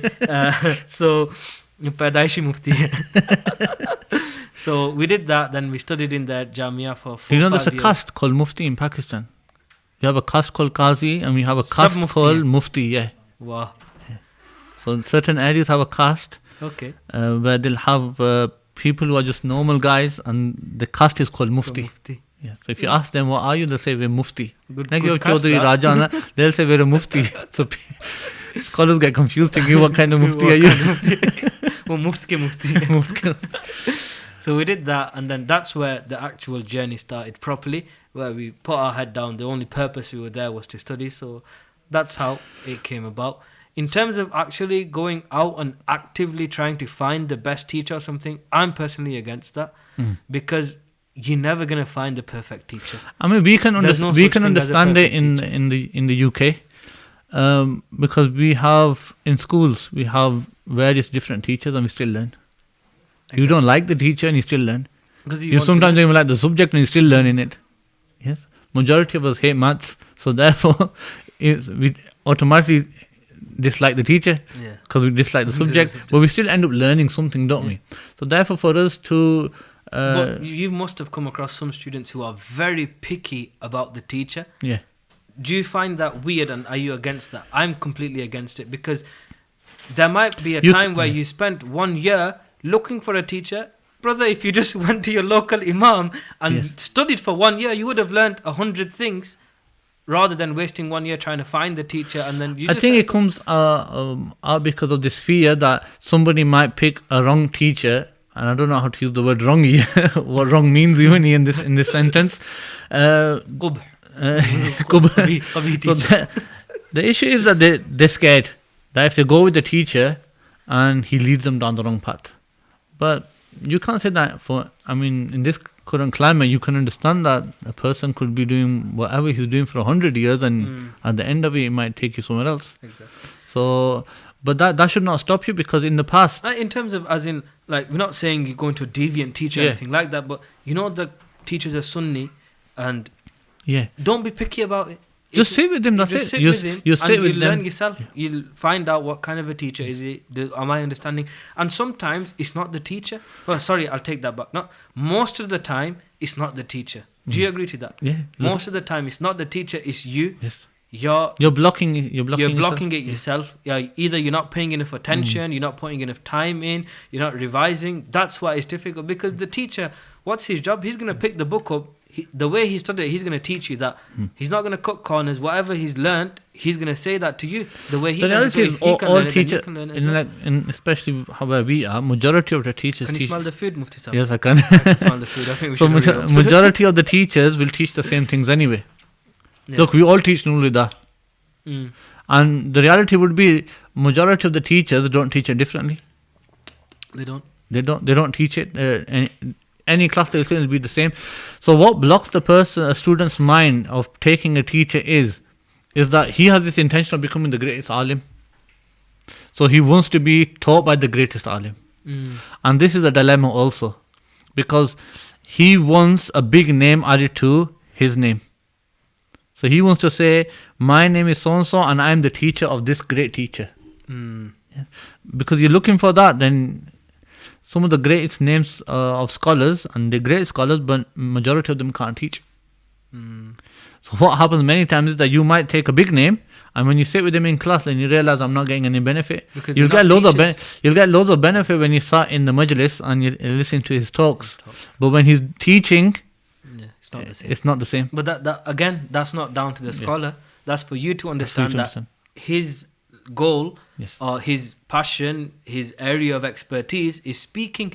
He's not a teacher. In the same way, his area of expertise may be writing. So people tend to open books and like, this guy writes really good. Let's go study for him. When they do go, what's he doing? He's just literally reading the book that he's written.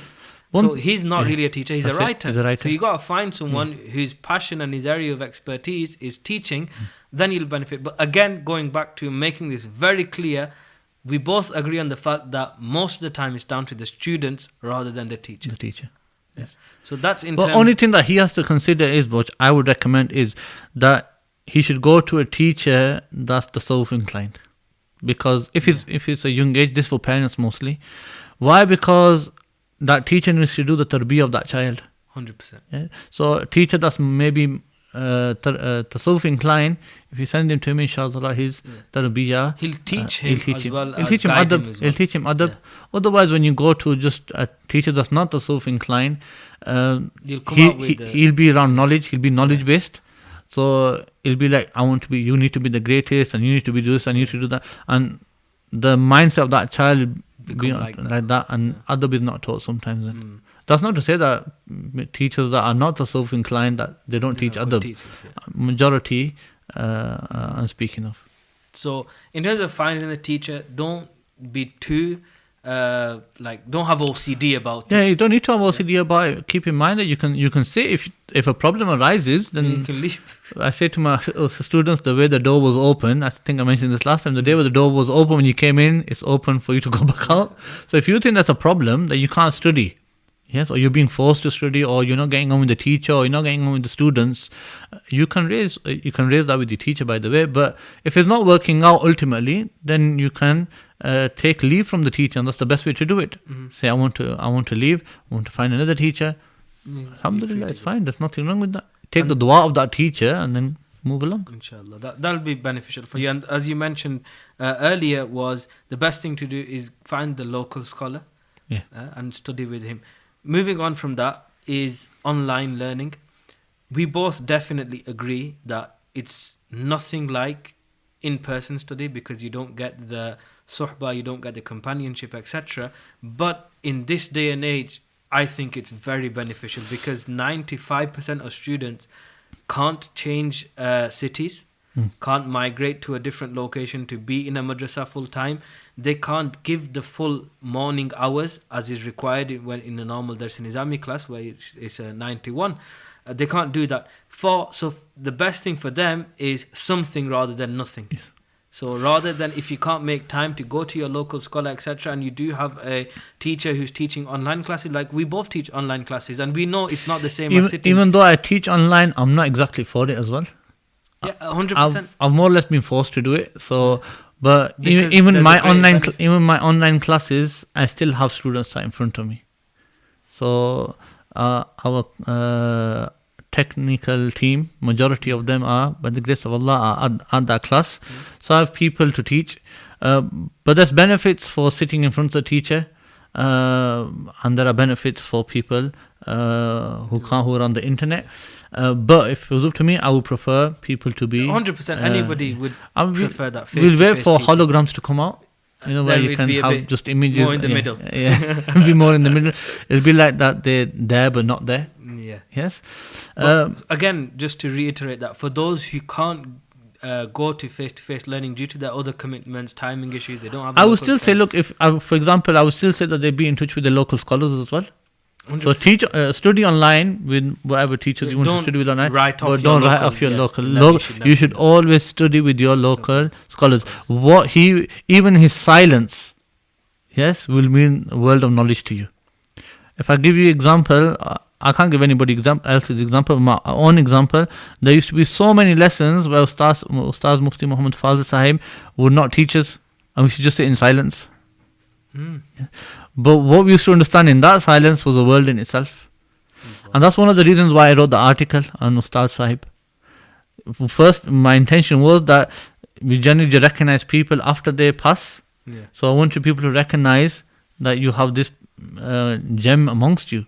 So therefore you can take benefit. But not just a gem in terms of knowledge, but in terms of tasawwuf and his sincerity to Allah subhanahu wa ta'ala. So therefore you can benefit in that regards.